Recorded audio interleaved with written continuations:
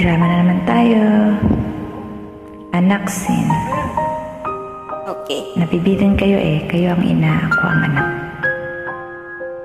Galingan nyo. Okay. Movie lines. Anak scene. And 3, 2, 1. Action. Sana hindi na lang ako ang naging ina mo. Sana hindi rin kita naging anak.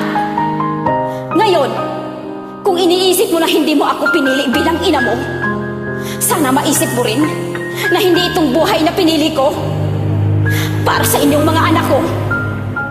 Kung naisip mo na sana binalik na kita sa tiyan ko, sana maisip mo rin na ilang beses ko ginusto na hindi na kayo pinanganak ko para hindi niyo maranasan ang hirap dito sa mundo. Pero nandito ako. Nandito ako. Nandyan kayo. Kahit nandito ako, saan man lupalop ng mundo, dala-dala ko ang obligasyon ko para sa inyo na para mabigyan ko kayo ng magandang buhay.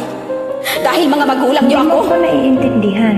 Hindi ko hiningi lahat yung mga binigay niyo sa amin. Kayo ang may gusto nun, hindi ako. Dahil mahal ko kayo. Mahal ko kayo.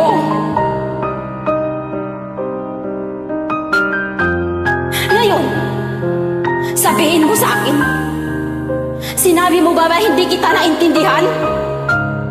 Bakit? Bakit, Carla? Ako ba'y naintindihan mo? Minsan na hindi sarili mo lang ang iniintindi mo.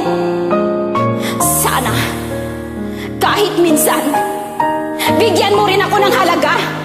Ang paghihirap ko sa inyo, lahat ng sakripisyo ko para sa inyo. Sana sa tuwing uminom ka ng alak, habang hinihilit mo ang sigarilyo mo, at habang nilulustay mo ang perang pinadala ko, sana maisip mo rin kung ilang pagkain ang tiniis ko. Hindi ko kinain, parang nagpadala ko ang pera sa inyo. Sana habang nakahiga ka dyan sa kutson mo, natutulog, maisip ko rin kung ilang taon akong tiniis. Natutulog mag-isa habang nangungulila sa aking mahal. Sana maisip mo rin kahit kunti man lang gaano kasakit bilang isang ina. Samantala, kayong mga anak ko hindi man lang ng mahal mapangalagaan. Alam mo ba kung gaano kasakit yun? Alam mo ba kung gaano kasakit yun bilang isang ina? Kung hindi mo ako kayang ituring bilang isang ina, respetuhin mo lang ako bilang isang tao. Yun lang, Carla. Yun lang. Patawad po, Mama. Mahal na mahal kita.